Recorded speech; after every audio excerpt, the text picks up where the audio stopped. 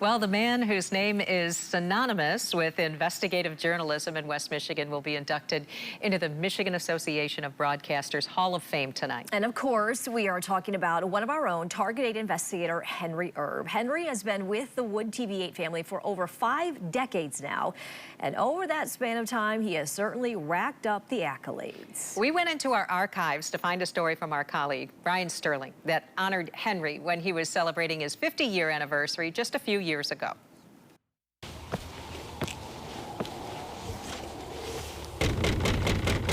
It may be the most feared sound a fraudster will ever hear.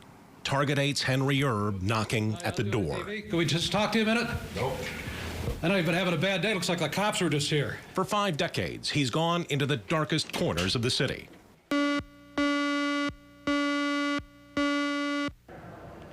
This is the Grand Rapids City Police Department lockup, the drunk tank. But starting next week, there are going to be fewer drunks in here. Scoured through toxic waste, shielded only by a leather trench coat and the truth. DNR officials canceled the hearing. Reliable officials were not available for comment. Henry Erb, News Center 8. He absolutely wants to dig.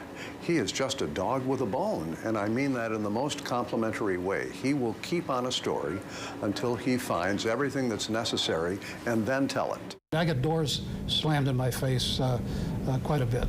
Appointed as an investigative reporter in 1981, Henry quickly developed a reputation as a hard-hitting, thorough, and skilled investigative reporter.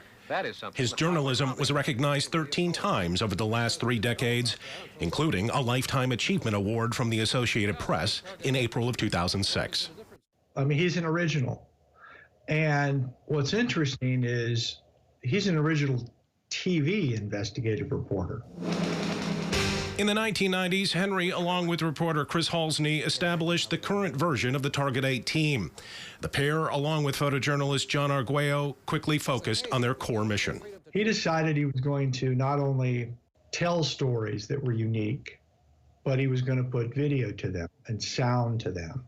And matching that narration with images, the power of that. In this market, Henry was the first, or certainly among the first persons, to do long-form stories.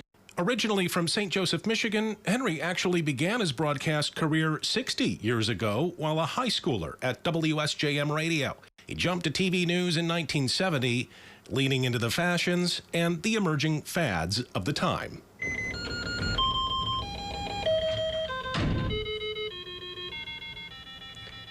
Well, I suppose it was inevitable, technology and all. But now you can be the first on your block to have an electronic memory that's better than your own. And while the memory and the reporting are as sharp as ever, the knees have taken a pounding after a lifetime of good old-fashioned gumshoe reporting. Henry Erb from Wood TV. Really, what he's done is historic, and there's never going to be another Henry. Knocking on doors, knocking down the barriers erected by greed and special interests. Longfellow once wrote, "Perseverance is a great element of success. If you only knock long enough and loud enough at the gate, you are sure to wake up somebody." And that's Brian Sterling reporting. So what a career it's been for Henry Erb.